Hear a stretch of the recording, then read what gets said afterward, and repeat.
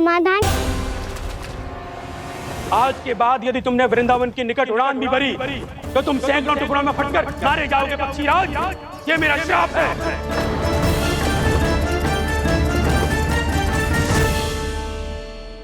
और इसीलिए भैया शेषनाग के सुझाव के अनुसार मैं यहां आ गया। पर अब यदि मैं कहीं और जाऊंगा तो मेरे प्राण नहीं बचेंगे प्रभु। निश्चिंत रहो कालिया, अब से गरुड़ तुम्हें कोई हानि नहीं पहुंचाएगा। अब तुम्हारे फनों पर मेरी पक्षिंग बन गए कालिया, इसीलिए अब से तुम्हें गरुड़ से कोई भय नहीं होगा। निश्चिंत होकर अपने परिवार के साथ गहरे समुद्र में चले जाओ और सुख से शांति से निवास करो। पर ध्यान रहे निर्दोष जीवों को हानि ना पहुंचे। आपने मुझे जीवन दान दे दिया प्रभु, इस उपकार से मैं कृतज्ञ हूँ प्रभु। आदेश दीजिए, मैं आपकी सेवा कैसे करूं?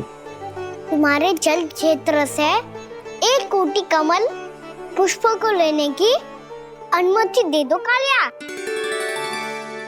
यह मेरी सेवा होगी। प्रभु, ये तो मेरा सौभाग्य होगा।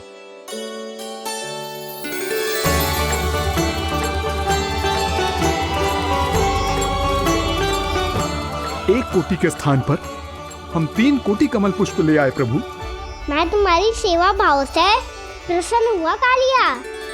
रमणक द्वीप पर चले जाओ ताकि तुम्हारे कारण फिर कभी किसी निर्दोष जीव को हानि ना पहुंचे और न ही तुम्हारा विष मेरे प्रिय यमुना नदी के जल को दूषित कर पाए। मैं तुम्हें आशीर्वाद देता हूँ। आज यहाँ मेरे द्वारा तुम्हें दिए गए इस आदेश का स्मरण जो भी भक्त करेगा और प्रातः काल और संध्या काल में इसका उच्चारण करेगा, उसे फिर कभी किसी संकट से कोई भय नहीं होगा। ये स्थान अब से काला कुंड के नाम से जाना जाएगा। यहाँ पर स्नान करने वाला और देवताओं को इस क्षेत्र से जल का अर्घ्य देकर प्रसन्न करने वाला भक्त यदि मेरा स्मरण करके पा सकेगा तो वो अपने सभी पापों से शीघ्र ही मुक्त हो जाएगा।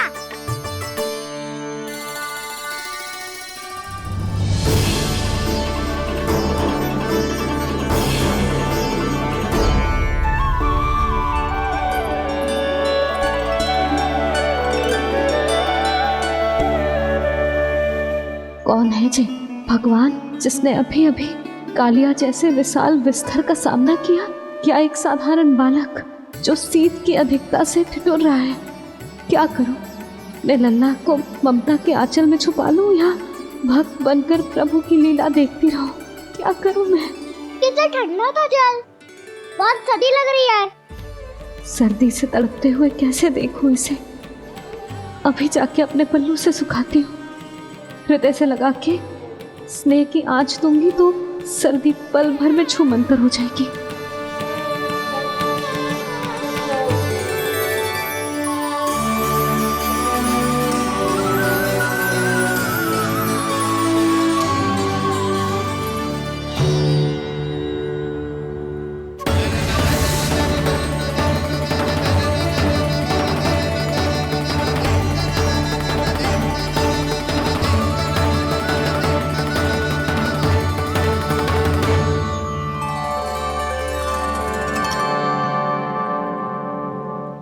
मेरी आवश्यकता ना है इसे। ये तो सच्ची में भगवान ही है जिसकी ठंड दूर करने के लिए स्वयं द्वादश आदित्य प्रकट हो गए हैं।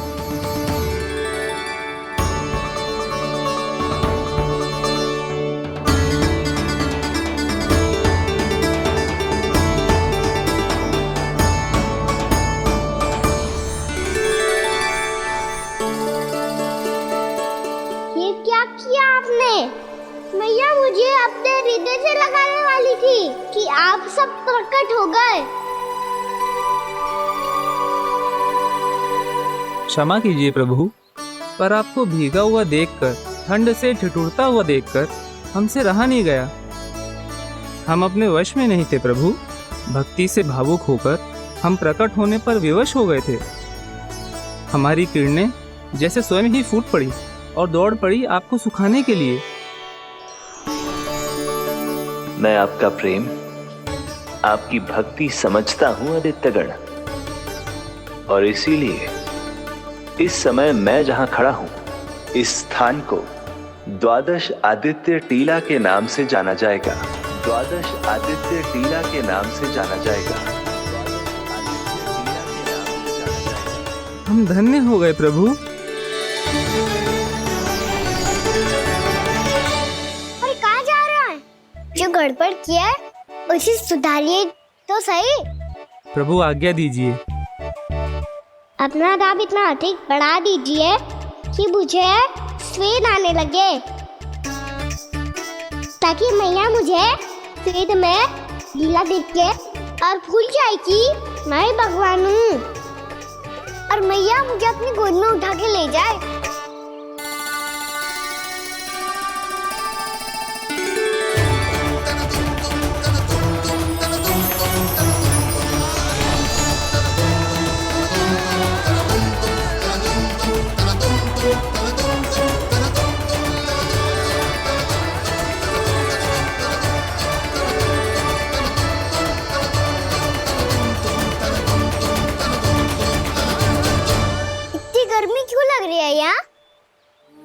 श्वेत की एक बूंद भी आती थी तो मैं अपना आंचल लेकर पहुंच जाती थी इसके पास। जानती ही नहीं थी कि चेतु स्वयं वायुदेव को आदेश दे सकता है कि वो बहने लगे और उसका सारा श्वेत सुखा दे। वायुदेव की आवश्यकता नहीं है मैया, मुझे आप ही चाहिए। लगता है जिस बात का भय था वही सत्य होने लगी है। भैया मेरे भगवान रूप को भूल नहीं पाएगी, और अब मेरे लिए उनके सत्य छुपा कर रख पाना कठिन हो जाएगा। कृष्णा कृष्णा हरे कृष्णा कृष्णा कृष्णा मुरली मनोहर कृष्णा गोपाला गोविंदा हे दामोदरा।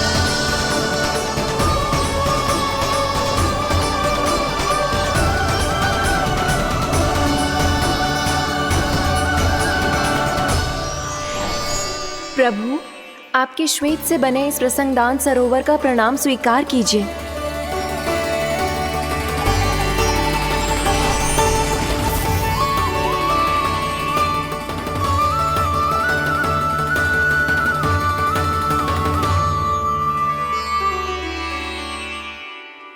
ओहो, इस चमत्कार को देखकर भैया को और भी अधिक विश्वास हो जाएगा कि मैं भगवानी हूँ। अब कैसे मनाऊं मैया को कि मैं इनका लाई हूँ। बाबा है ना, अब तो यही सहायता करेंगे। श्री कृष्णा गोविंदा हरे हरे श्री कृष्णा गोविंदा हरे हरे श्री कृष्णा हरे मुरारी श्री कृष्णा श्री कृष्णा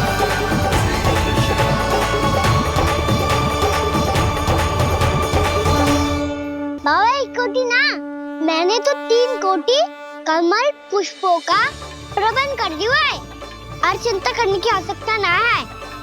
1 कोटि कमल के स्थान पर 3 कोटि कमल पुष्प मिल गए हैं। हाँ कान्हा, मैं उचित संदेश के साथ ये सारे पुष्प उस कंस के पास भिजवाता हूँ। महाप्रक्रमी कान्हा की जय। वृंदावन रक्षक कान्हा की जय। महाप्रक्रमी कान्हा की जय। भानु जी नंदराज। बाकी गांव वालों को लेकर ये सारे पुष्प इकट्ठा करो और कंस के दरबार में पहुंचाओ। जी।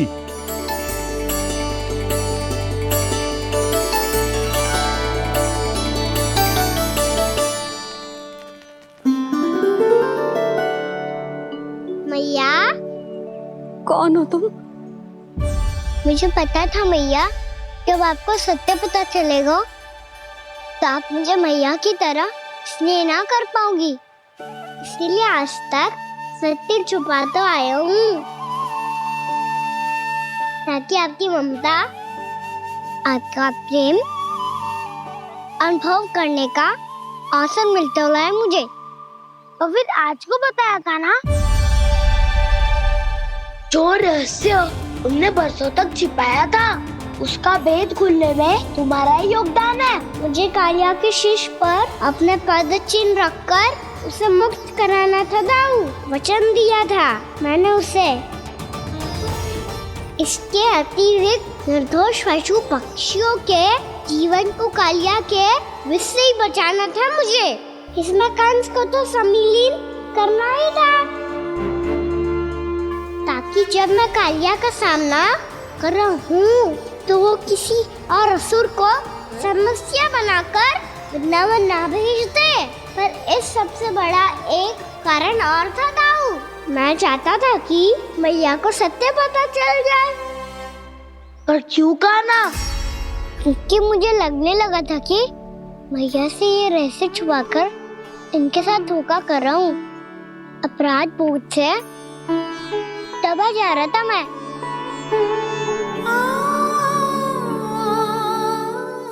जो सत्य आपको, बाबा को, सभी को पता है, यहाँ तक कि मेरे सखा भी जानते हैं,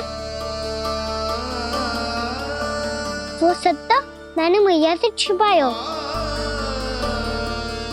केवल इसी लोभ में कि मुझे इनकी ममता प्राप्त होती रहे। पर ऐसा करके मैं अपने से निस्वार्थ प्रेम करने वाली मैया को धोखा दे रहा था। आप ही बताओ दाऊ, जो इस संसार में मुझसे सबसे अधिक भरोसा करता है, उसी के साथ छल कैसे कर सकता हूँ मैं? हाँ, मैं नारायण का अवतार हूँ, पर अपनी मैया का छोटा सा लल्ला भी तो हूँ।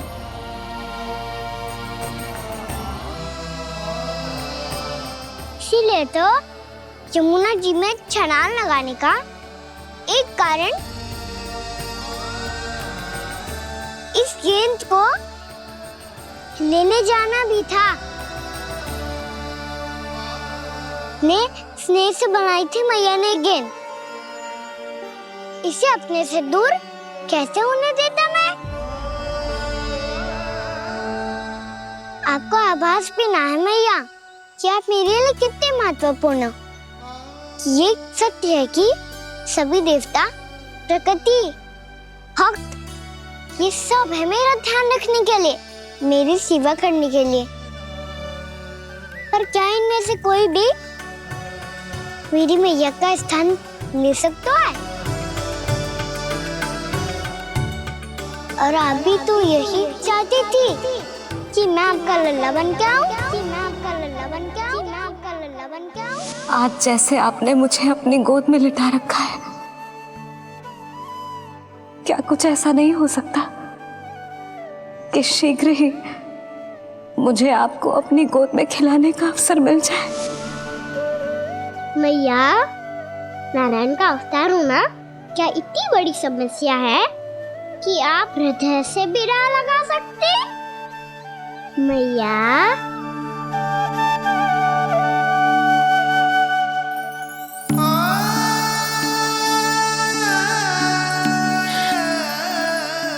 मेरा कान्हा, मेरा लल्ला।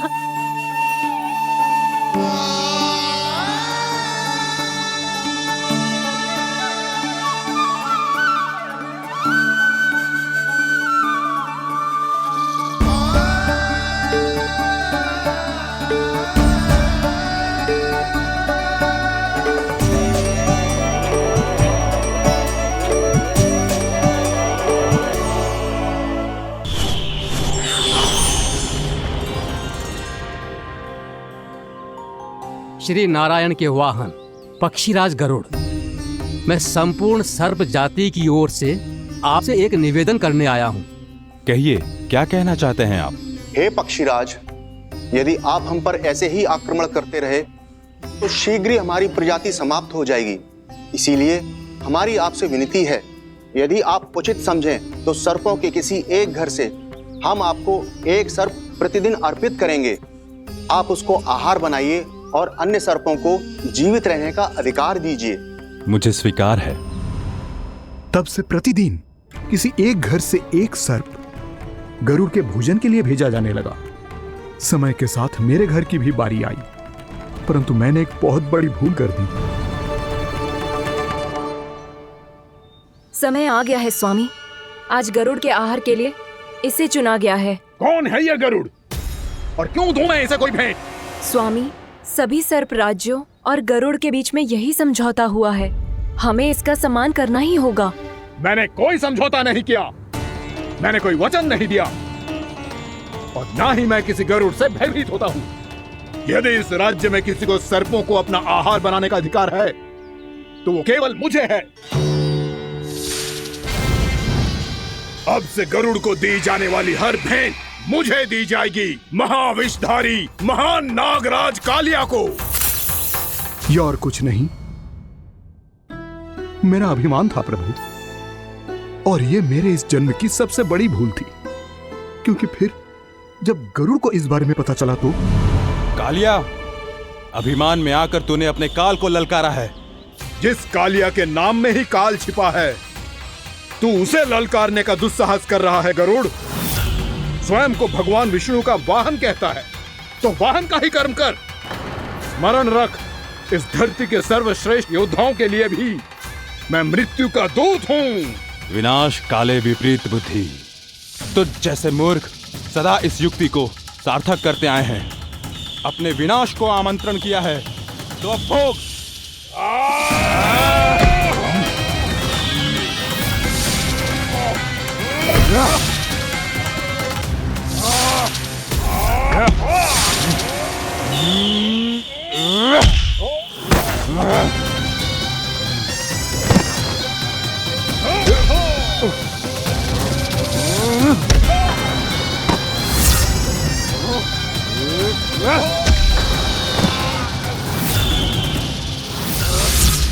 जिसने मेरा भोजन चुराने की धृष्टता की है वो इसी योग्य है।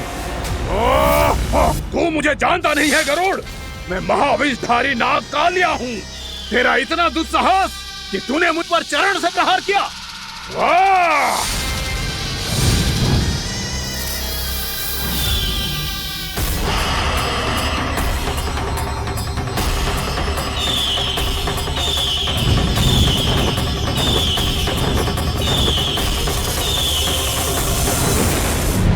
मैं अपने अभिमान में भूल गया था कि गरुड़ मुझसे कहीं अधिक शक्तिशाली है। इसलिए अपने प्राणों की रक्षा करने के लिए मैं एक स्थान से दूसरे स्थान भागने लगा। नदियां, पर्वत, यहां तक कि मैंने सागर भी लांघ डाला, पर मैं जहां भी जाता गरुड़ के रूप में मेरा काल वहीं आ जाता। इसीलिए मृत्यु की आशंका से भयभीत होकर मैं अपने बड़े भाई मां कद्रु के प्रथम पुत्र अनंत शेषनाग से राय लेने चला गया। भैया, मैं यहां आपसे आपकी सहायता लेने आया हूं। मेरी एक छोटी सी भूल के कारण यह गरुड़ मेरा पीछा कर रहा है। मुझे हर समय हर स्थान पे ढूंढते रहता है। यदि उसने मुझे ढूंढ लिया तो वो निश्चित ही मेरे प्राण ले लेगा। मुझे कोई ऐसा स्थान बताइए जहां मैं अपनी पत्नी और अपनी संतानों के साथ शांति से रह सकूं। तुम यमुना नदी के किनारे वृंदावन क्षेत्र में जाके वास करो कालिया। गरुड़ वहां प्रवेश नहीं कर सकता क्योंकि उसे ऋषि सौबरी का श्राप मिला हुआ है।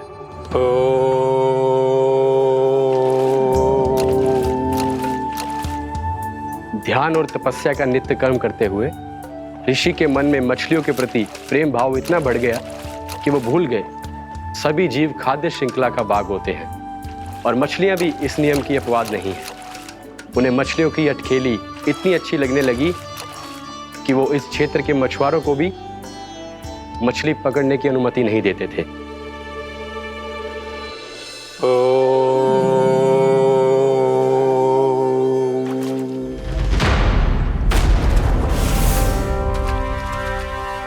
उस दिन वो उस पक्षी को नहीं रोक पाए, पर तब से सावधान रहने लगे।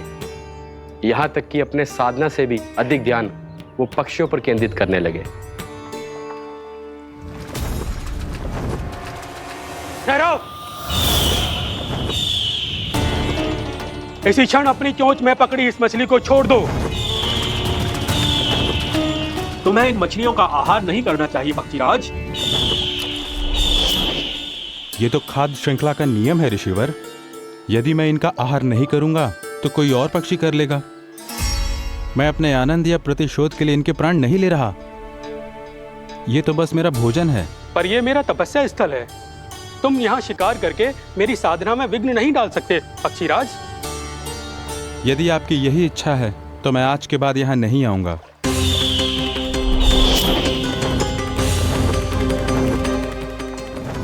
पर आज ये मछली मेरे आहार के रूप में पकड़ी जा चुकी है। मैं वचन देता हूँ ऋषिवर, इस स्थान पर ये मेरा अंतिम शिकार होगा।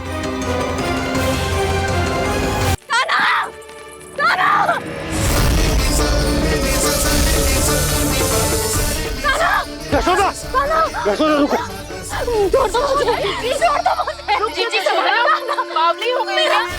जीजी संभालो। देखो अब कैसे तुम्हारे अस्थियों को तोड़कर छोटे छोटे टुकड़ों में बदल दूंगा मैं।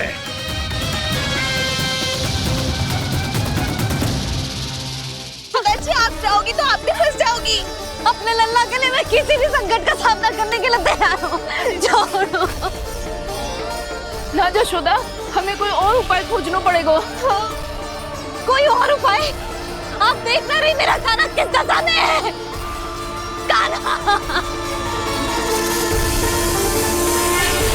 मैया के वश में नहीं है, नहीं तो ये अपने लल्ला के लिए साक्षात काल का भी सामना कर ले। ये तो केवल कालिया नाग है।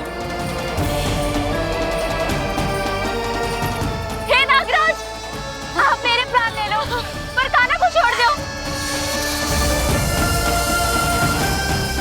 ना नागराज, आप मेरे प्राण ले लो, मैं विरोध भी ना करूंगी। ना नागराज, आप मुझे मार दो पर मेरे काना को छोड़ दो। ना ना ना ना नागराज, मेरे प्राण ले लो। हमारे काना से क्या शत्रुता है आपकी? प्रभु के लिए जो प्रेम यशोदा मैया के हृदय में है, वही इन सभी गोपियों के हृदय में भी है।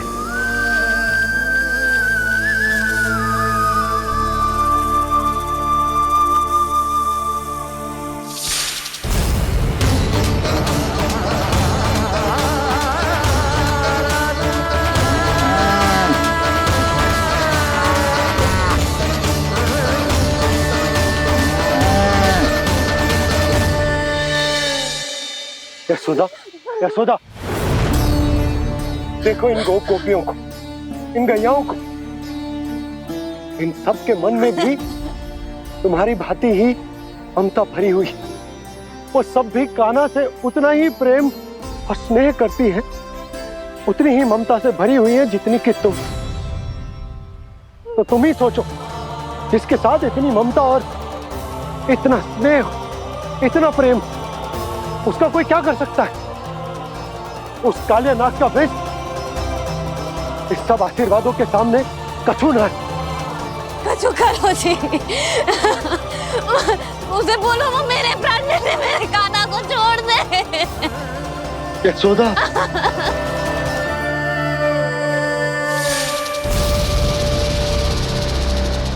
केवल इन्हीं में नहीं देवराज, नाग पत्नियों के हृदय में भी ममता का वही प्रेम उमड़ रहा है।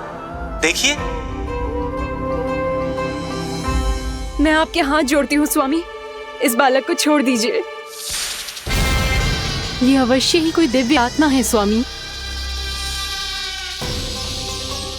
हम आपसे विनती करते हैं स्वामी, इस नन्हे बालक को हानि मत पहुंचाइए स्वामी। मेरी पत्नियां मेरे ही शत्रु के लिए विनती कर रही हैं। अब यदि इसके पक्ष में एक शब्द भी कहा तुम सबने, तो मैं इस बालक से पहले तुम सबके प्राण ले लूंगा। हो रहा प्रसन्न नाग कालिया, विजय को निश्चित जान। रोते बिलखते व्याकुल सब, संकट में देख कान्हा के प्राण।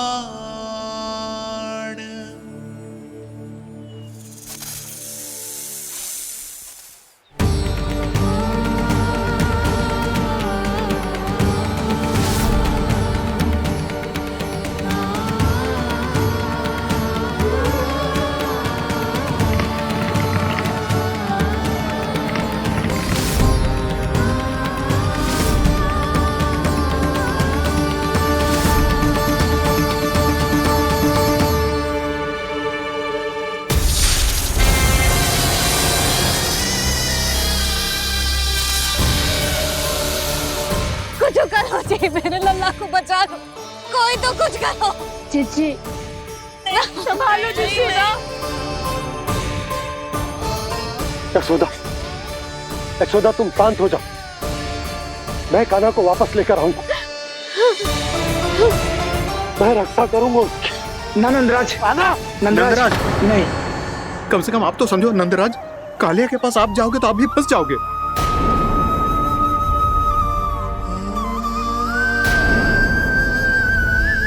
बलराम, तेरा भाई इतनी भीषण संकट में है और तुझे जरा भी दुख ना हो रहा? क्या आप सब अब तक नहीं समझ पाए कि कान्हा सच में कौन है? छोटे बाबा, आप तो उसका सत्य जानते हैं ना?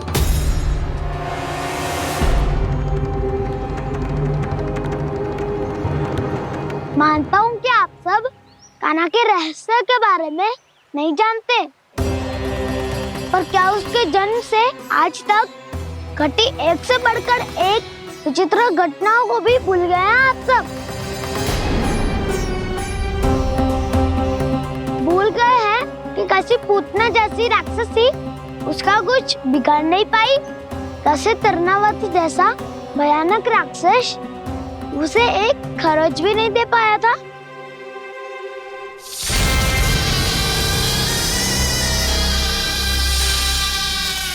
आप सबने अपनी आंखों से देखा था ना, बकासुर से कान्हा की रक्षा करने देवता स्वयं आए थे, पर सत्य तो ये है कि वो सभी देवता भी उस असुर के सामने असमर्थ हो गए थे। तब कान्हा ने बहुत ही आसानी से उस भयंकर असुर का वध किया था, एक ही बार में धराशायी कर दिया था उसे। तो आप सभी सोचिए, बार बार ऐसे असाधारण कार्य करने वाला बालक साधारण कैसे हो सकता है? अब तो आरंभ से ही सारा सत्य जानते हैं छोटे बाबा। रहस्य छुपाने में सदैव कान्हा की सहायता करते आए हैं आप, और आज आप स्वयं ही उसके सत्य को भूल रहे हैं। और तुम सब भी तो जानते हो कान्हा की शक्तियों के बारे में, तो क्या तनिक भी विश्वास न आया अपने सखा पे? बलराम, जे तू क्या कह रहा है? मैंने जो कहा उसका एक एक शब्द सत्य है छोटी माँ। यदि प्रभु की इच्छा हुई तभी कुछ ही क्षणों में सब कुछ अपनी आंखों से स्वयं अनुभव कर लेंगे आप।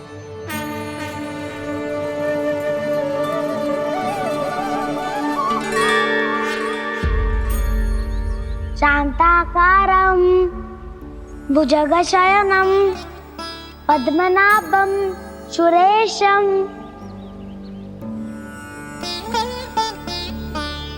विश्वाधारं गगनसदृशं मेघवर्णं शुभांगं लक्ष्मीकान्तं कमलनयनं योगी वीरध्यानगम्यम् वन्दे विष्णुं भवभयहरं सर्वलोकैकनाथम्।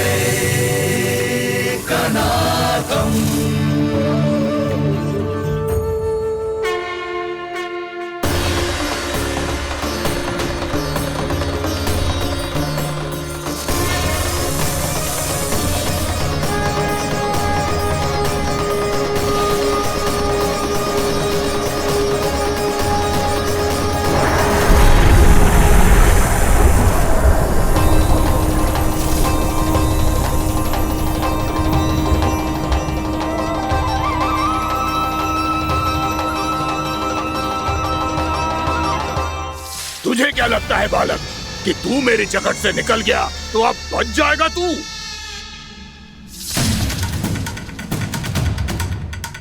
मेरे विष से अपनी प्राण रक्षा करने में सफल रहा, मेरी जगत से भी छूट गया, पर मेरे दंश से नहीं बच पाएगा।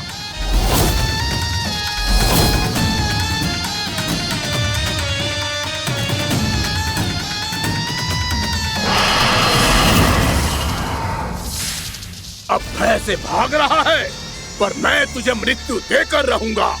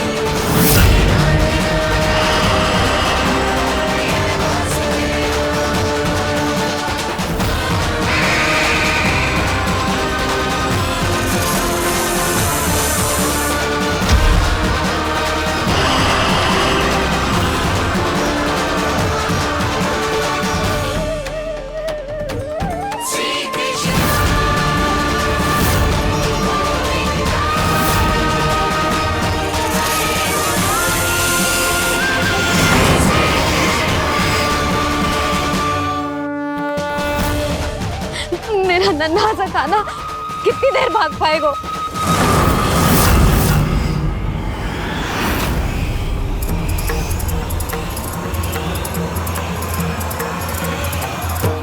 और कितनी प्रतीक्षा करोगे मेरी भक्त कालिया? भक्त नहीं, काल हूँ मैं तेरा। जब अहंकार का मुकुट बुद्धि को ढक लेता है तो भक्त अपने भगवान को भी नहीं पहचान पाता। व्यर्थ की पहेली में मत उलझा बालक। ना मैं भक्त हूँ और ना तू भगवान।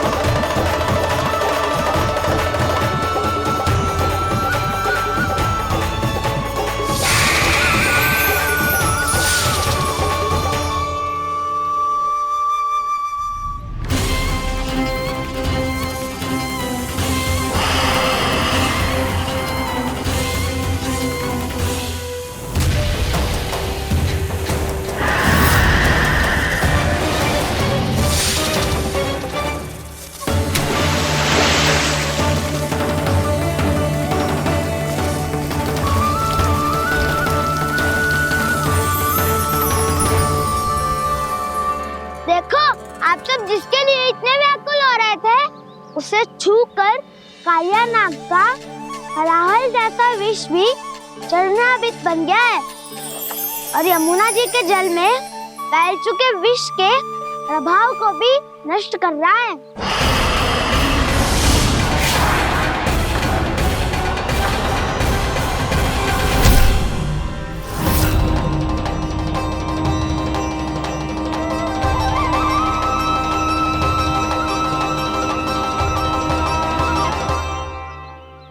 धर्म रक्षक अधर्म विनाशक प्रभु श्री कृष्ण का कौशल सचमुच अद्वितीय है। नारायण नारायण।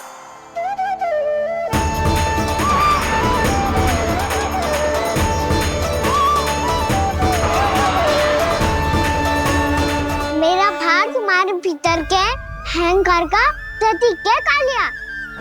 अब तुम्हारा अहंकार, तुम्हारा अनपान मेरे पाँव के नीचे है और तुम्हारी पूंछ अर्थात तुम्हारे प्राण मेरे हाथों में। हे भक्त।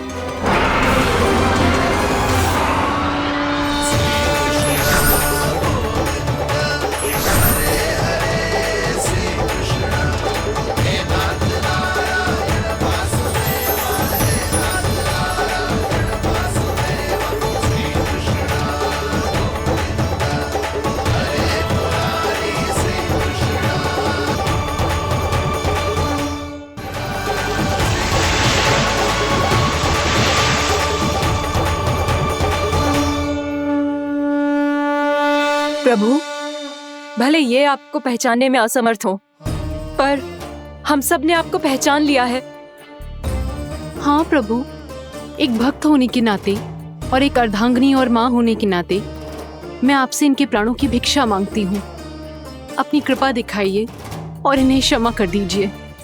आपके लिए मित्र और शत्रु में कोई अंतर नहीं प्रभु, उसी तरह आपकी कृपा और दंड में भी कोई अंतर नहीं। दोनों दया ही तो हैं, अकारण ही किसी को प्राप्त नहीं होती। हमें विश्वास है कि हमारे पति को मिला ये दंड कोई अभिशाप नहीं है, आपका वरदान है। ये सत्य है प्रभु कि इनसे बहुत से पाप हुए हैं। इनके विष से बहुत सारे जीव जंतु को हानि पहुंची है, पर अब आपके चरण इनके शीश पर पड़ गए हैं। ऐसी कृपा तो बड़े बड़े महान महात्माओं को भी दुर्लभ है, और इन्हें प्राप्त हुआ तो अवश्य ही ये किसी महान पुण्य का ही फल है। हे प्रभु, उन्हीं पुण्य कर्मों की शक्ति का आह्वान कर मैं आपसे विनती करती हूँ, इन्हें प्राण दान दीजिए। मैं अपने इस भक्त को क्षमा अवश्य करूंगा देवियों, यदि ये अपने अहंकार को त्याग कर मुझे पहचान ले तो।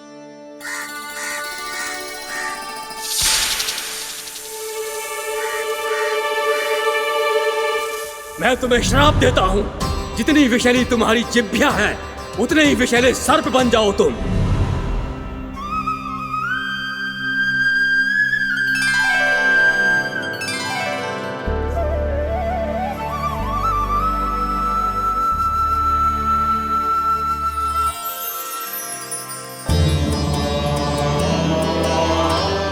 नारायण, मुझे क्षमा कीजिए नारायण। मैं तो आपका परम भक्त था, किंतु मैं आपको पहचान नहीं सका। इसका दंड तो मुझे मिलना ही था, किंतु मैं अब प्रायश्चित करना चाहता हूं। इसके लिए यदि आप मेरे प्राण भी ले लेंगे तो भी मुझे कोई दुख नहीं होगा। मैं अपना जीवन, मृत्यु और अपना अस्तित्व सब कुछ आपको समर्पित करता हूं।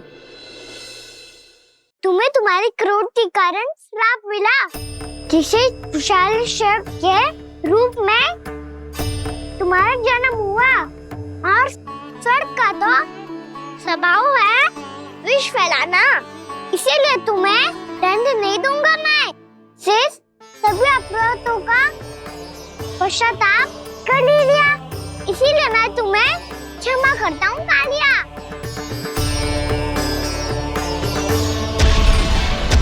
पर तुम्हें यहाँ से दूर समुद्र के बीच जाकर रहना होगा, जहाँ किसी निर्दोष का जीवन तुम्हारे विष से प्रभावित ना हो। मैं चाहकर भी आपकी इस आज्ञा का पालन नहीं कर सकता। मैं असमर्थ हूँ प्रभु, क्योंकि यदि मैं इस क्षेत्र को छोड़कर गया तो मेरी मृत्यु निश्चित है।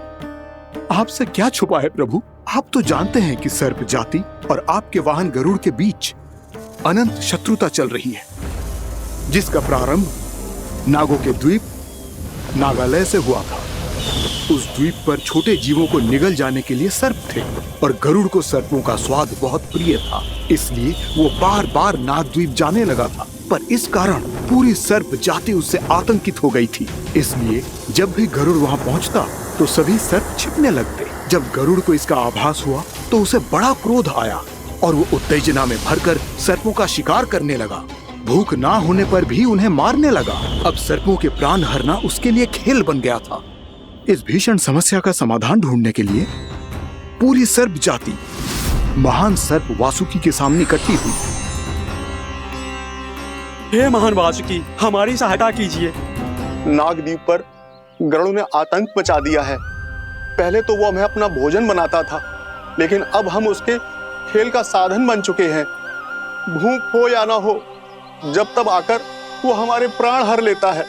अनुचित हिंसा के इस प्रथा का आरंभ सर्पों ने ही किया है। पहले आप सबने पूरे द्वीप पर अधिकार कर लिया, फिर आहार के साथ साथ आनंद के लिए भी आप सभी ने निर्दोष जीवों की हत्या की। और जब सृष्टि का संतुलन बनाए रखने के लिए गरुड़ आपको अपना आहार बनाने आया, तो आप सब अपने प्राणों की रक्षा के लिए छिपने लगे। तो फिर गरुड़ का उत्तेजित होना तो स्वाभाविक ही था। नागनाथ, जो हमने अन्य जीवों के साथ किया वही अब हमारे साथ हो रहा है, परंतु ये भी तो सृष्टि के संतुलन के विरुद्ध ही है ना? अवश्य है, इसलिए मैं गरुड़ से चर्चा करूंगा। धन्यवाद प्रभु।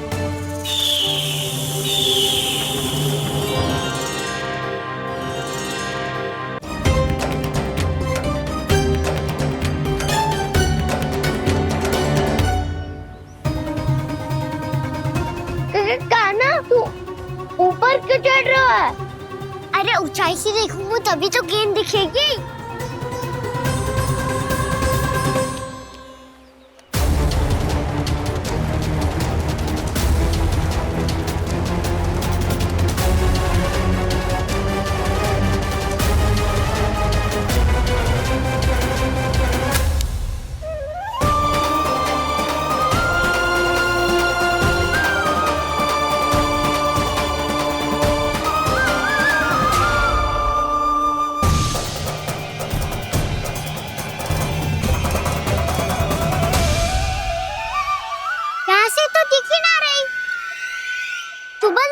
से फेंकी थी ना? ना, वहाँ से फेंकी थी। कहाँ से? देखा ना, वहाँ से। समझ में आ रहा? ठीक बताना, कहाँ से फेंकी थी?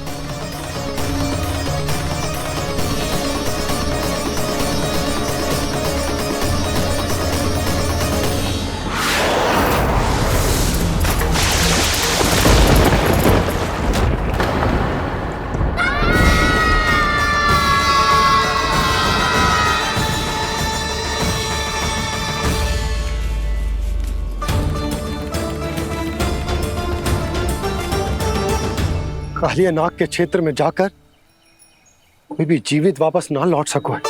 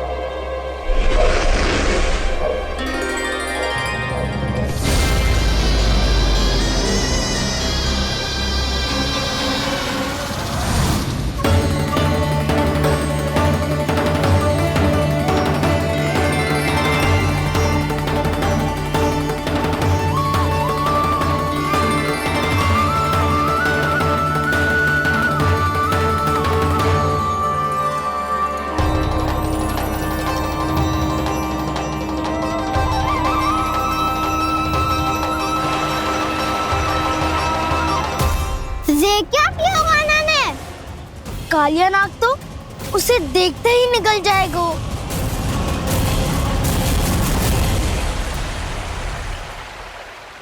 तो आरंभ से अब तक सब कुछ उसकी लीला का ही भाग था।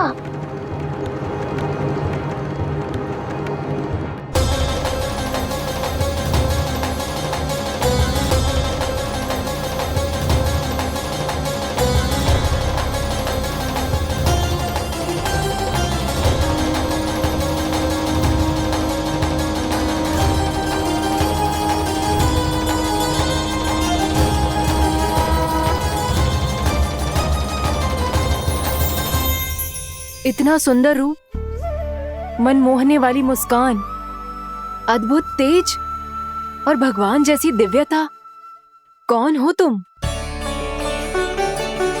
हाँ, तुम्हें देखकर तो हम सब सम्मोहित ही हो गए।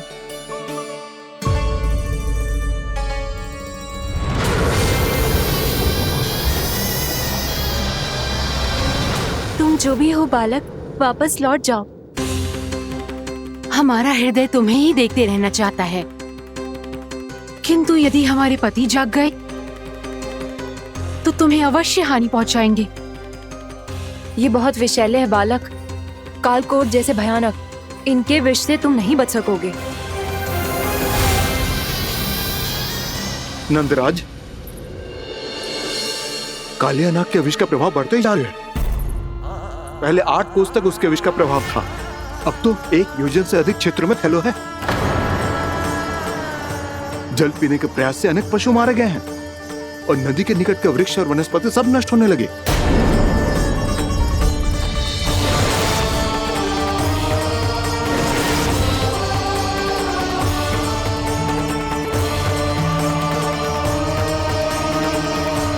इनके विष की तीव्रता इतनी अधिक है बालक कि इनके संपर्क में आने वाले को तड़पने का भी अवसर नहीं मिलता। इनके विष की अग्नि क्षण भर से भी कम समय में प्राणवायु को जलाकर राख कर देती है।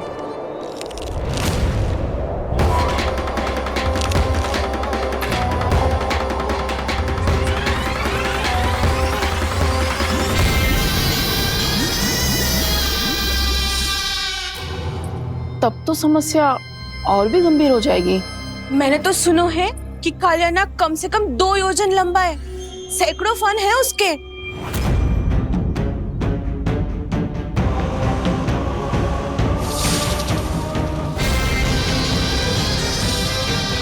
इसका अर्थ तो ये है कि हम दोनों ओर से फंस गए। एक और कंस को 1 कोटि कमल पुष्प देने जो कि कालिया नाग के क्षेत्र में पड़ते हैं, और दूसरी ओर उस कालिया नाग का विष यमुना जी के क्षेत्र में बढ़ता ही जा रहा।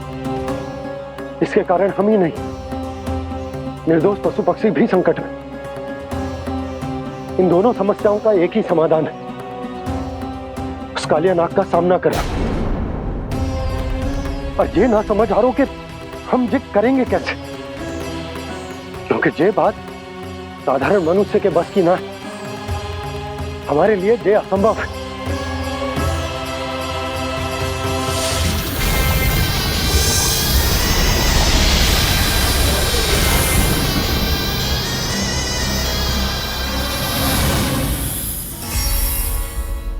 अब तो तुमने अपनी आंखों से भी देख लिया बालक, ये कितने विषैले हैं। नींद में भी विष उगलते हैं। इससे पहले कि तुम्हें कुछ हो जाए, चले जाओ यहाँ से, मान लो हमारी बात। आप सब मुझे जानती भी नहीं और फिर भी मेरी इतनी चिंता कर रही हैं आप। माँ की ममता भेदभाव नहीं जानती। तुम भी किसी के पुत्र हो और हम सब भी माँ हैं। एक माँ को हर बालक में अपनी ही संतान दिखाई देती है, इसलिए हम तुमसे विनती करते हैं, वापस चले जाओ, बचा लो अपने प्राण। मेरी चिंता मत कीजिए, मुझे कुछ नहीं होगा। होगा, अनर्थ होगा यदि ये उठ गए तो।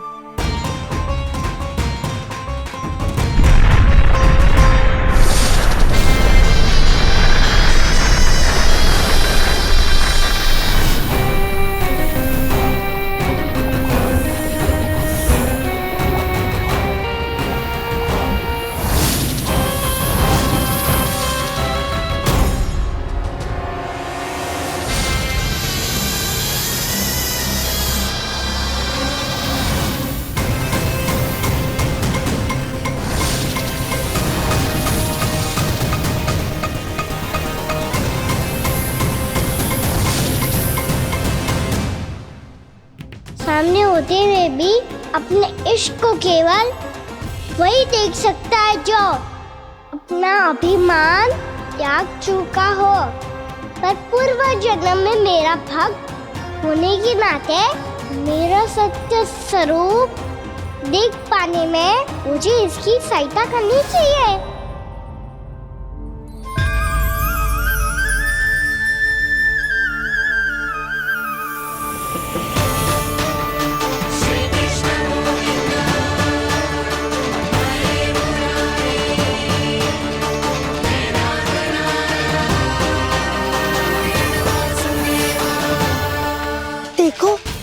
तुम्हारा छोटा सा काना कैसे डट के खड़ा हुआ है, इतने विशालकाय, इतने महाभयंकर सबके सामने।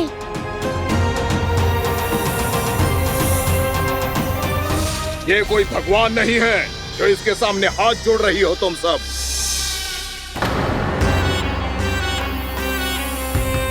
एक सामान्य साधारण बालक है ये, जो ये तक नहीं जानता कि इसके सामने है इसका काल, कालिया। तू कौन है बालक? मेरे इतने निकट आकर भी तू जीवित कैसे है? मेरी नहीं, अपनी चिंता करो कालिया। बहुत मनमानी कर ली तुमने। अब बस मैं तुम्हें रोकना हूँ। अब बस मैं तुम्हें रोकना हूँ। मैं तुम्हें रोकना हूँ। बित्ते भर का है तू, मेरे विष के बारे में जानता ही क्या है? और कहता है मुझे रोकने आया है। किससे? किससे रोकना चाहता है तू मुझे? मुझे क्रोध दिलाने की भूल मत कर बालक। अपनी फुंकार से ही तेरी इस मुस्कुराहट को अंतिम मुस्कुराहट बना सकता हूं मैं। शीघ्र बता, कौन है तू और किसने भेजा है तुझे? तुम्हें आवाज भी है कि अपनी पुकारों से तुम कितना विष भूल चुके हो। पवित्र यमुना नदी को कितना दूषित कर दिया तुमने। और यही नहीं, तुम्हारे कारण निकट के जीव जंतुओं, वृक्ष, वनस्पतियों सबको हानि पहुंच रही है। तो क्या? मुझे उससे क्या? मुझे है आपत्ति है मुझे तुम्हारे इस व्यवहार से, और इसीलिए तुम्हें यहाँ से जाना होगा, यहाँ से जाना होगा।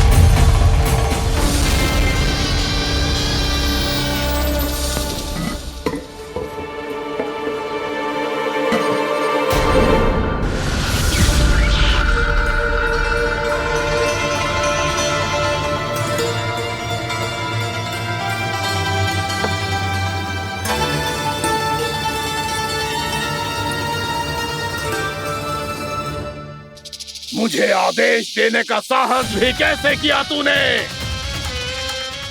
इस क्षेत्र को मैंने अपना राज्य बनाया है, मेरा परिवार रहता है यहाँ,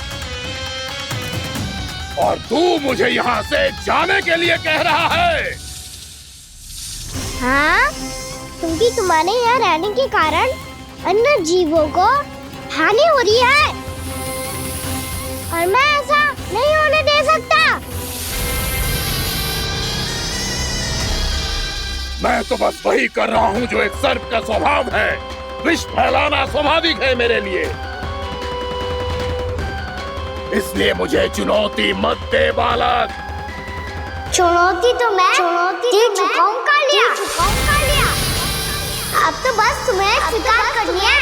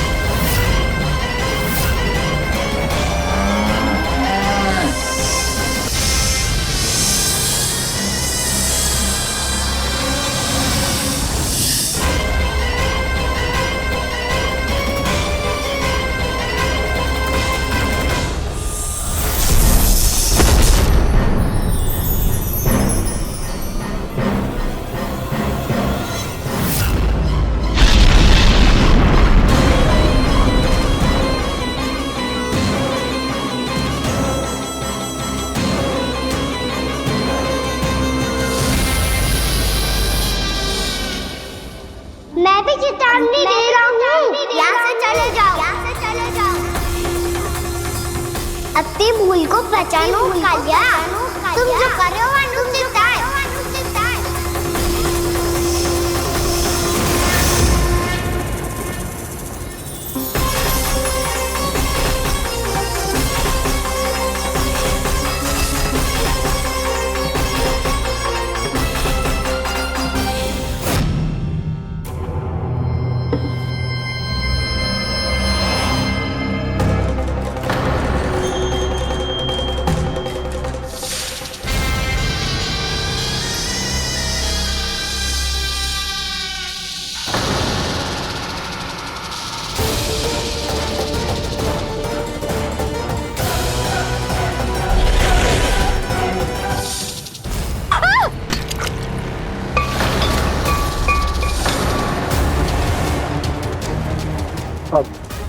मैं आता हूँ। क्या हो गया सुधा? मुझे आवाज हो रहा है जी, कछु ना कछु गड़बड़ है। यशोदा, जो समस्या हमारे सामने है, हम सभी उसका समाधान खोजने में जुटे। तुम विश्वास करो, मैं कोई ना कोई समाधान अवश्य ढूंढ लूंगा। हम कैसे भी करके वो कमल के पुष्प उस कंस तक पहुंचा देंगे। नाना, समस्या उससे कहीं अधिक है, उससे कहीं अधिक बड़ी, उससे कहीं अधिक भयानक है।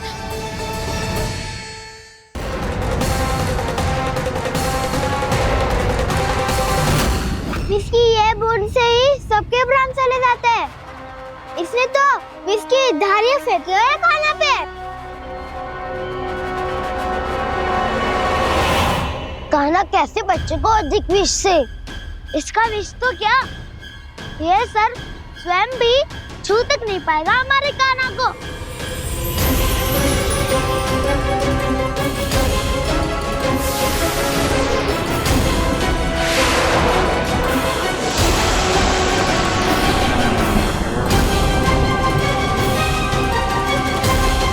तुम्हारे सखा को, मेरे भाई को कोई हानि नहीं पहुंचा पाएगा। ये कान्हा का सत्य चाहे जो हो बलराम, पर अभी तो जो एक बालक ही है ना। देखो कैसे विष के कारण स्थिर हो गया है।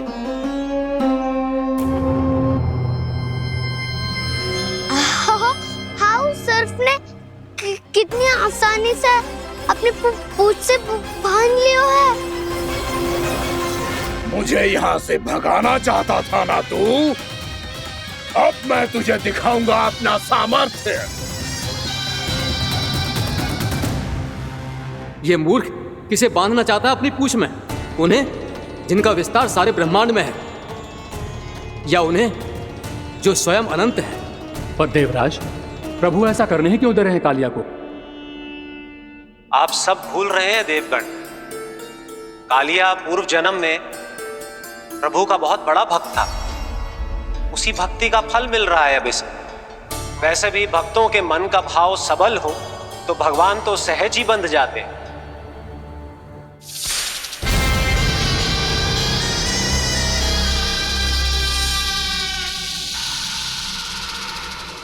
बलराम, तुमने ही तो कही थी कान्हा को कछु ना होगो। देखो उस दुष्ट ने चारों ओर से जकड़ लियो है।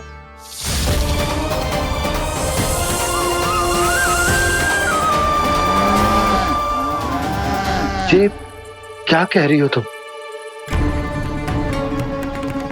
जसोदा जी, क्या हुआ? घबरा क्यों रही हो आप? सुलक्षणा, मुझे आभास हो रहा है कुछ बहुत बड़ी अनहोनी हो गई है। नंदराज, नंदराज, नंदराज,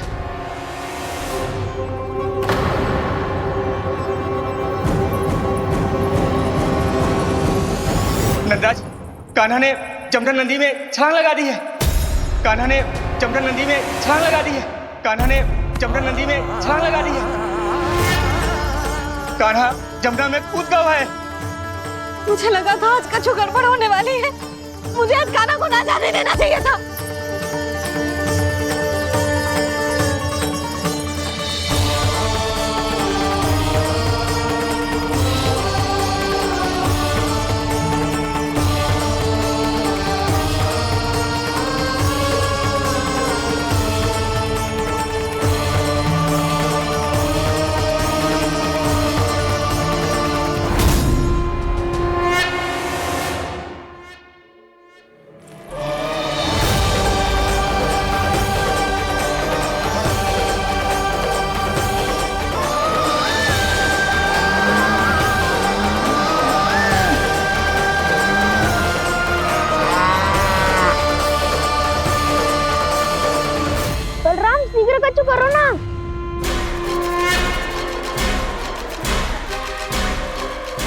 कुछ भी करो और कान्हा को बचाओ। नाग बहुत भयंकर है, कान्हा अकेले ना संभाल पाएगा इसे।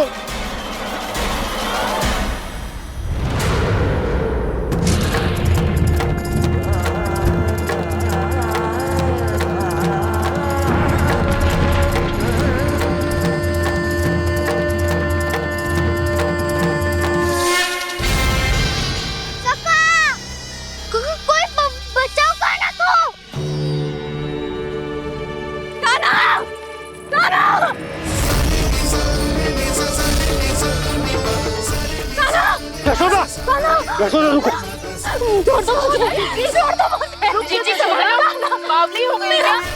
जीजी संभालो। कान्हा, कान्हा।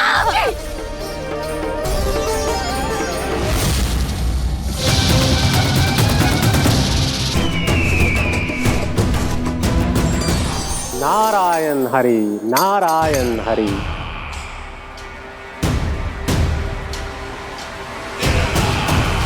प्रणाम देवर्षि।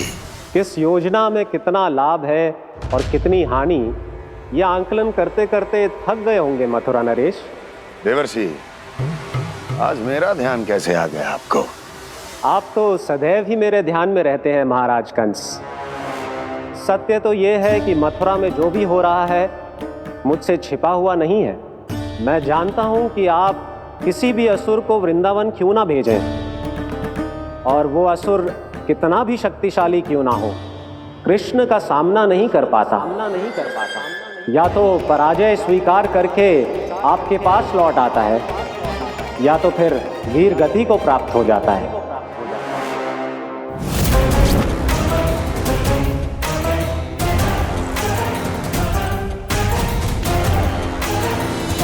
वाह, मुझे मेरी असफलताएं स्मरण कराने आए हैं, मेरे घाव को खुरेदने आए हैं, उन पे नमक छिड़कने आए हैं। मित्र को शत्रु समझने की भूल मत कीजिए महाराज कंस। मैं तो आपकी सहायता करने आया हूं। हाँ, और मेरी सहायता। कृष्ण विष्णु अवतार है, आप विष्णु के भक्त हैं। मैं हूं विष्णु द्रोही, फिर भी तो आपके आराध्य को हानि पहुंचाना चाहता है, उसकी सहायता करना चाहते हैं आप। क्या आप निश्चित रूप से कह सकते हैं कि आप ब्रह्मांड के सभी नियमों को अच्छी तरह समझते हैं? अवश्य। आपके लिए बस इतना ही जानना पर्याप्त होगा कि मैं जो कुछ भी कर रहा हूं उसके लिए मेरे व्यक्तिगत कारण हैं। मैं तो बस आपके हित में पिछली बार की तरह एक सुझाव लेके आया था, पर यदि आप मेरा सुझाव सुनना भी नहीं चाहते तो आपकी इच्छा। नारायण हरि, नारायण हरि। कारण चाहे जो हो, इनके पिछले सुझाव के कारण ही आज मेरे शत्रुओं की संख्या कम है। अन्यथा मैं देवकी के अन्य पुत्रों को भी जीवित छोड़ देता, और आज वो सब अपने भाई के साथ मिलकर उसकी शक्ति को अनेक गुना बढ़ा देते। ठहरिए देवऋषि,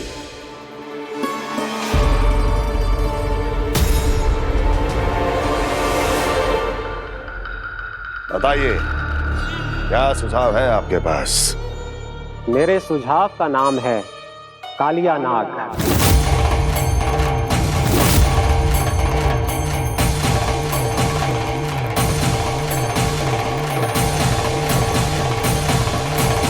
उसके विषय में मैं जानता हूं देवर्षि। तो समस्या ये है कि मैं स्वयं उससे मिलने नहीं जा सकता, उससे भेंट नहीं कर सकता। उस कृष्ण की हत्या के लिए उसको वृंदावन जाने के लिए तैयार नहीं कर सकता। तो मत जाइए उसके सामने, और ना उसे भेजिए कृष्ण के सामने। हर बार आप किसी न किसी असुर को अपने शत्रु के क्षेत्र में भेजते हैं, जहां शत्रु उसका सामना करने के लिए पूरी तरह से तैयार होता है, और आपका असुर मारा जाता है। इस बार शत्रु को युद्ध स्थल चुनने का अवसर मत दीजिए महाराज। इस बार योजना का जाल ऐसे बुनिए कि कृष्ण स्वयं उसके पास जाने के लिए विवश हो जाए। कालिया नाग स्वयं काल है, मृत्यु का दूसरा नाम है। उसके विष का उपयोग अपने लाभ के लिए कीजिए महाराज। वैसे कालिया के विष की अधिकता का अनुमान तो होगा ही आपको।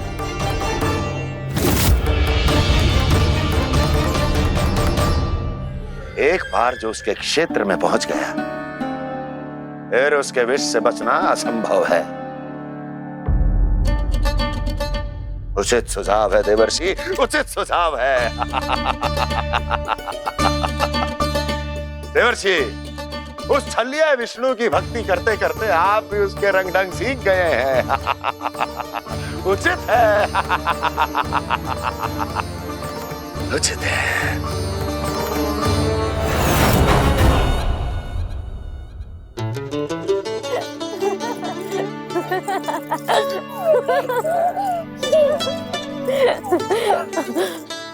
बस बस, बहुत आनंद ले लियो लल्ला। बस अब दूध पी ले। ठहर ठहर, गर्म है। जी ले ले।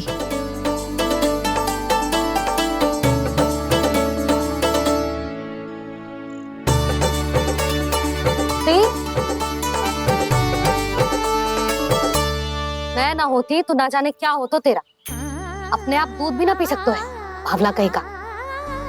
आपकी इस प्रेम के लिए तो मैं धरती पे आया हूँ मैया।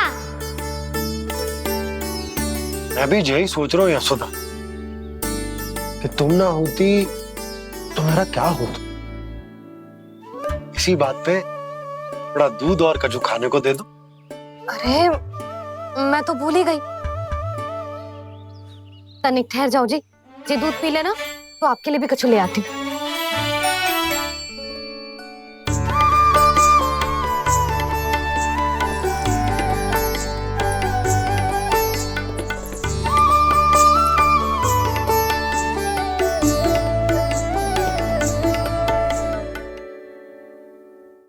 प्रणाम महाराज। आपकी आज्ञा के अनुसार बिल्कुल वैसा ही पत्र तैयार किया है जैसा आप चाहते थे।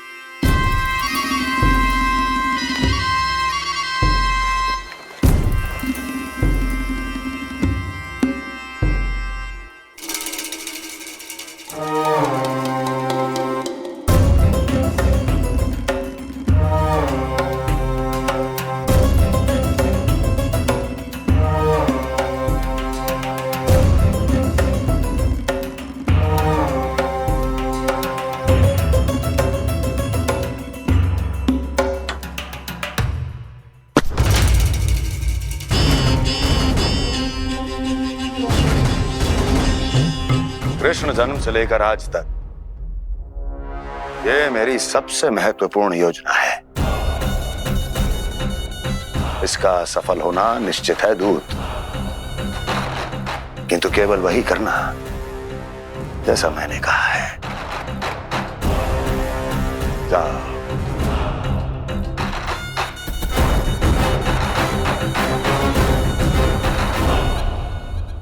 कान्हा,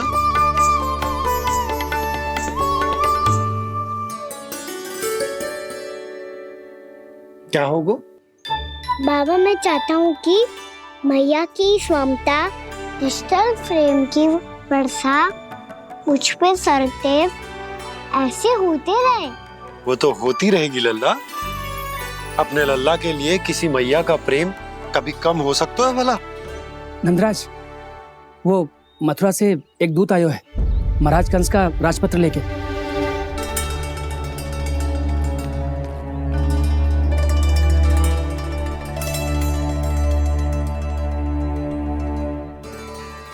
कान्हा अब क्या करने वाला है? तेरे बाबा कहाँ गए? हाँ? कंस मामा का खेल आरंभ हो गया है, पर मैया वो सब सुनेगी तो व्यर्थ चिंतित हो जाएगी। बस थोड़ा बाहर गया मैया, कछु खा लिए से। बाहर इस समय? मैया क्या होगा? मैया देखो ना, पीठ पे कुछ हो रहा है। मेरा हाथ ना पकड़ो, आप करो ना। दिखा। यहाँ? क्षमा करना मैया, पर अभी बाबा को ही संभालने दो ये सब। कहिए, क्या संदेश लाए हैं आप? नहीं नंदराज नहीं। महाराज कंस का आदेश है कि ये संदेश सभी गांव वालों के साथ ही पढ़ा जाए। ठीक है, मैं गांव वालों के सामने पढ़ दूंगा, पर मुझे तो दीजिए पढ़ने के लिए। महाराज की आज्ञा का पालन करना आपके लिए भी आवश्यक है नंदराज। सभी गांव वासियों की सभा बुलाइए। बंसी, सभी गांव वालों की सभा बुलाओ। राजपत्र में ऐसा क्या संदेश भेजो है कंस ने? अब मेरे पत्र को पढ़कर सब भौचक के रह जाएंगे। और वो कृष्ण, उस कृष्ण के पांव के नीचे से तो भूमि खिसक जाएगी, आकाश फट पड़ेगा, बिजलियां गिर जाएंगी। प्राप्ति, ओ प्राप्ति, कंस का पत्र। स्वयं को बहुत अधिक शक्तिशाली समझता है ना वो। अब देखता हूं कैसे वो इस महासंकट का सामना करता है। वो कृष्ण, वो अपनी मृत्यु स्वयं चुनेगा या मृत्यु की वेदी पर चढ़ा देगा। प्रिय वृंदावन वासियों को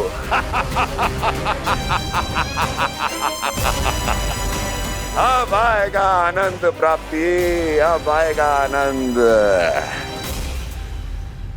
सबको इकट्ठा करवा के ही पढ़वाएगो। अवश्य ही कोई विशेष संदेश दिया होगा कंस ने। मैं भी यही सोच रही हूँ सुलक्षणा जी, कछु ना कछु तो विशेष है, पर जे हो क्या सकता है?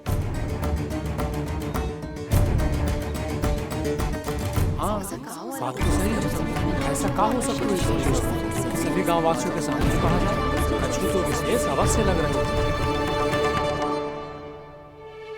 बाहर तक कोलाहल क्यों हो रहा है? मैया, मैया, अब क्या होगा? मैया देखो ना, सर पे कछु हो रहा है। लल्ला, नारायण ने तुझे हाथ दिए हैं ना? पीठ की बात अन्य थी। अपने सिर की सेवा स्वयं कर। सर पे तो हाथ पहुंच रहा है ना?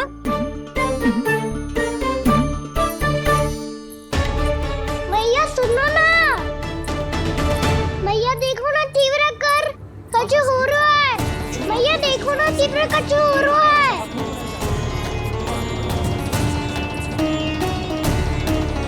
सब लोग आ चुके हैं, अपना संदेश सुनाइए आप। गोपराज नंद और सभी वृंदावन वासियों को सूचित किया जाता है कि मथुरा अधिपति और आप सभी के महाराज कंस ने कल सुबह भव्य पूजा का आयोजन किया है। इसके लिए राज्य को वृंदावन के क्षेत्र के निकट यमुना नदी के मध्य में खिलने वाले 1 कोटि कमल के पुष्पों की आवश्यकता है। इसीलिए आप सभी को यह आदेश दिया जाता है कि ये सभी कमल के पुष्प प्रथम पहर से पहले राजसभा में पहुंचा दिए जाए।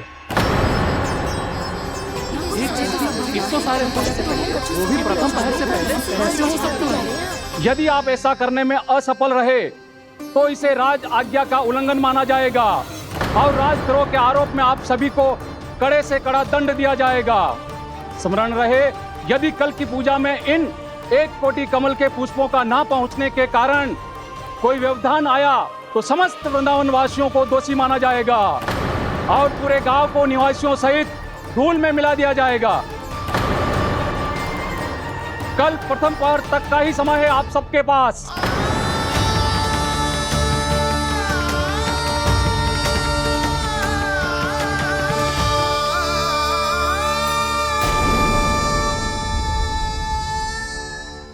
एक कोटि कमल पुष्प, वो भी कल प्रथम प्रहर में? ऐसे कैसे संभव है? और कोई साधारण पुष्प ना, यमुना नदी के मध्य खिलने वाले विशेष कमल के फूल चाहिए उन्हें। लेकिन यमुना नदी में तो कालिया नाग ने विष घोल के रखा है, तो फिर कैसे हो पाएगा? यह संभव है। हमारी मृत्यु का संदेश भेजा राजा कंस ने। सदैव की भांति इस समस्या पर भी गांव के बड़े ही विचार करेंगे। बालकों का यहाँ होना उचित ना है।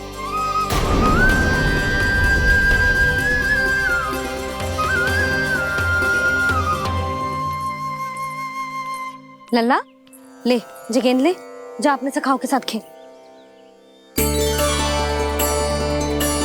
सुबह उज्जवल, मधुमंगल वसंता, देखो भैया ने क्या दिया है। चलो खेले, बहुत आनंद आएगा आज।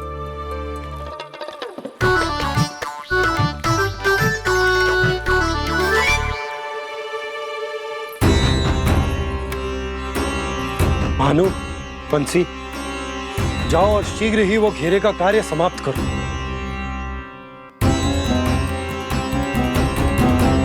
पर कछु ना कछु तो करना पड़ेगा ना। पर हम कर ही क्या सकते हैं? पुष्प लाने को और कोई उपाय है भी तो ना। मैं चला जाऊंगा जमुना जी में। वैसे भी मेरे जीवन के कितने दिन शेष बचे हैं। गांव के लिए, समाज के लिए कुछ करके मरूं, तभी तो शांति मिलेगी। ना काका, यदि आप उस विषैले जल में छलांग लगा भी दोगे, किंतु 1 कोटि कमल पुष्प एकत्रित कर पाना आपके लिए संभव ना है। इससे अच्छा है कि मैं चला जाऊं। यदि मैं मर भी गया तो मेरे पीछे रोने वाला कोई ना है। किसी को कहीं जाने की आवश्यकता ना है। गोप नरेश होने के नाते ये मेरा कर्तव्य है कि मैं आप सबकी रक्षा करूं। नंदराज, आपको जाना है तो जाओ। हरिया, काका, भैया सब चले जाओ। लेकिन आपको पता है वहाँ का जल कितना विषैला है। आप लोग एक क्षण भी जीवित नहीं रह पाओगे। फिर कैसे इकट्ठा करेंगे 1 कोटि कमल पुष्प? आप बात तो सही कह रही हैं शांति। उस दुष्ट कंस ने ऐसी मांग रख के हम सबको फंसा दिया। हम में से कोई भी क्यों ना चला जाए और इस संकट का समाधान ना निकले को। कान्हा, बताना कौन सा खेल खेलें? गेंद पकड़ खेलते हैं। पर एक बात सुन लो सब, कोई भी तीव्र गति से ना फेंकेगा गेंद को। भैया ने फ्रेम बनाई है मेरे लिए। सब तैयार हो?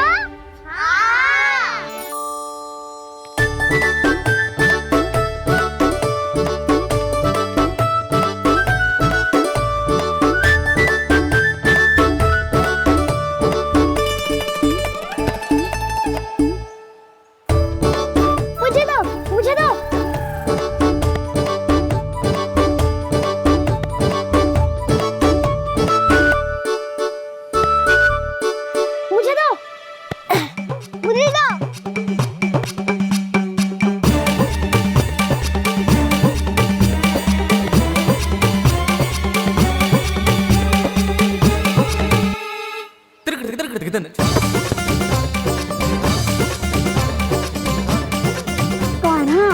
इतनी धीरे से फेंकेगो तो कैसे आनंद आएगो?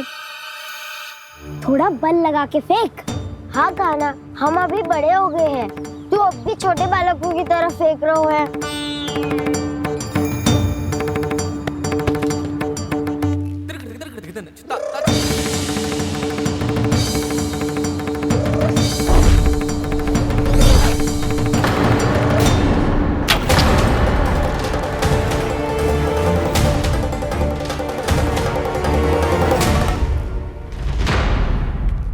दीदी जी क्या करो कान्हा? गेंद तो डूब गई।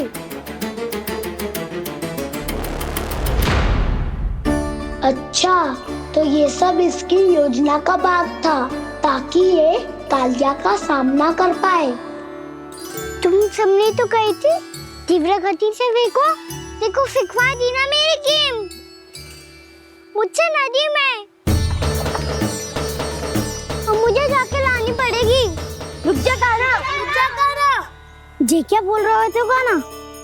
इसमें तो बहुत संकट है। कोई भी संकट मेरी मैया का उपहार खोने से बड़ा ना है। बहुत प्रेम से बना के उन्होंने दी थी। हे नारायण, कोई उपाय समझ में ना आ रहा है। मैया, हम कैसे करेंगे हम अपने गांव की रक्षा? कीड़े पड़ेंगे उस दुष्ट को। यदि उसके कारण